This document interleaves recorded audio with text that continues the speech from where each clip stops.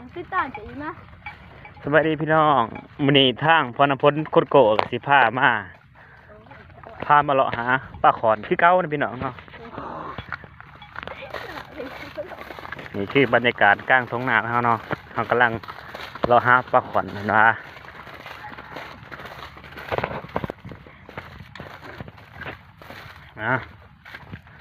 ก็ได้มาหอดสถานที่ที่เฮาสิสะปลาหรือหาปลาขอนโอ้น้ำแห้งแล้ววันนี้โอ้ปลาดังมาปลานี่ปลาขอนเขาลืมเอาวันนี่โอ้พี่น้องนี่ปลาขอนพี่น้องดังมาปลาละจะว่าจะเอาจะคือว่าเอาสิเขาลืมเอาวันนี่จะมีสิตายเลยโอ้มีแต่ปลาขาวพี่น้องนี่ปลาขอนนี่ร้อนปลาโทษมีแต่ปลาขอนพี่น้องเหมือนกันพี่น้องปลาขอนพี่น้องเอาปลาขาวนี่ปลาคออุ้ยก็เอามาพี่ก่อนบ๊อบบี้นี่พี่น้องปลาขอน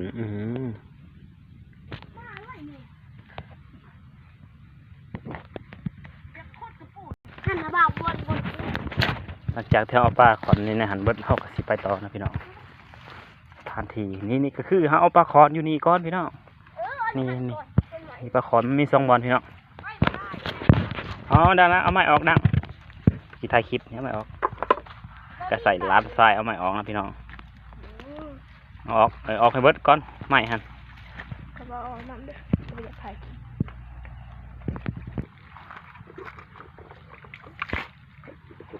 มิสเตอร์ดังผมกำลังสะปลานะพี่น้องทำรุ่นน้ำกันบอกป้าอยู่นี่มันสิมีหลายเลยบ่พี่น้องเบิ่งกันเด้อดังจะก็น้ำที่ดังเอาพี่น้องน้ำตีมาเด้อพี่น้องปลาออกปลายังเกาะปลาข้าวอ่ะปลาขาวพี่น้องเสร็จเลยคนนั้นปลาขาวตัวนึงเดี๋ยวก่อนมีป้านออกแล้วพี่น้องปลาขาวเด็กจับปลา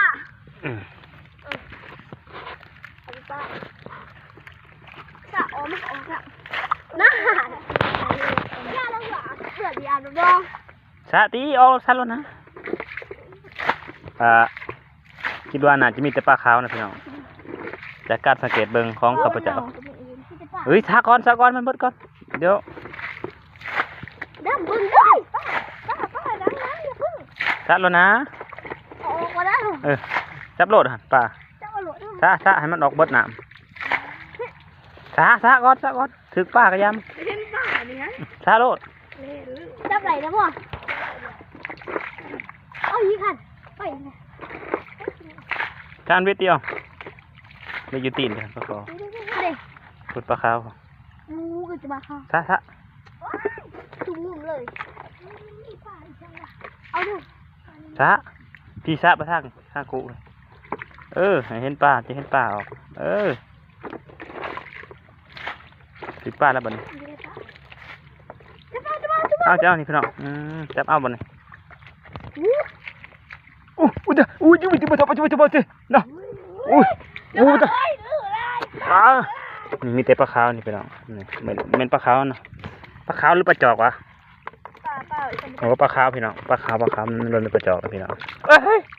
ตื่นปลาเลยพี่น้องปลาขาว